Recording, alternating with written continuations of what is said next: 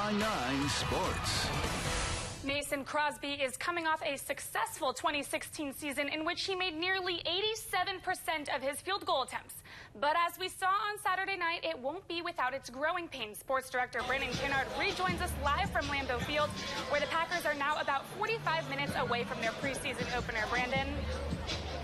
Yeah, Alexis, you know it better than anyone. You were here on Saturday. It was a family night to forget for Mason Crosby. He's working with a brand new long snapper in Derek Hart and a new holder in Justin Bogle, who is set to be the punter this year. And that trio is still struggling to get game ready as of Saturday night, at least. Crosby had been faring well in practice up until that. He was 22 of 23 on field goals during training camp practices, then went just 5 of 11 on Saturday in front of those 63,000 fans. Things unraveling pretty quickly for the specialists. A tough lesson for the new rookies, their first time in front of a live crowd. It's kind of tough being a veteran guy and some new guys in, and seeing some things that we need to work on, and it's obviously affects what I'm doing, and but ultimately I can only do what control my own things, and that's always my approach. We're still just trying to build all that chemistry. So I mean, that was the first time in a setting like that we all got to get out there and work together as a unit. So. Wasn't the cleanest thing, but we get another opportunity Thursday.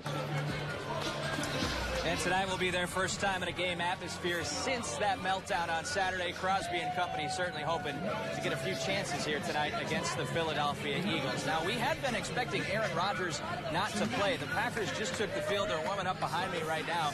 And number 12 is in full uniform, along with several of the other starters: Clay Matthews, Jordy Nelson, Devontae Adams, Randall Cobb. It's not a guarantee that they will play, but they are out here warming up with the rest of the team right now. So I guess we'll just have to wait and see if these fans here will get a peek at some of those established starters tonight. One thing's for sure, you can catch it all right here on Newsline 9. Pregame show starts immediately following Newsline 9 at 6. Alexis? Brandon. And the Badgers lose star linebacker and captain Jack Sitchie to an ACL tear.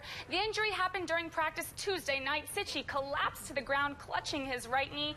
It appeared to be a false alarm, and he did return to some activities that night, but it turned into a nightmare. An MRI yesterday showed the tear. Wisconsin could apply for a 6-year medical hardship waiver for Sitchie, but NCAA rules require a player to miss 2 years of hardship beyond their control in order to be granted a 6th year. So a 6th year won't be likely for him.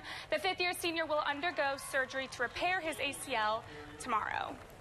Sitch is, obviously disappointed, but he also, there's a lot to him, and I think he's probably at that point. He just found out. Heck, he had 2 practices. So it was, I think it was surprising to him, but talking to him this morning, and he's it's what you want. He's about, okay, what do I got to do going forward?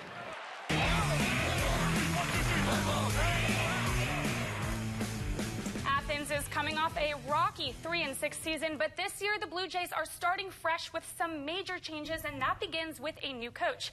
Athens' last football coach, Mike Thurs, retired, but the school didn't have to go far to find his replacement. In fact, the new head coach, Todd Dietelm, already had relationships with most of the guys when he coached them in baseball and wrestling. Although the Blue Jays weren't as successful as they would have hoped to have been last season, mainly due to a long list of injuries, Coach Dietelm is optimistic about the talent and the growth he has seen just from practice. We're big, we're fast, we're athletic. Attitude-wise, we're there. We're ready to compete, so it's great. I'm a you-rah-rah guy, high-energy guy. They know it, and it seems like it's rubbing off on them, and it's really been going well.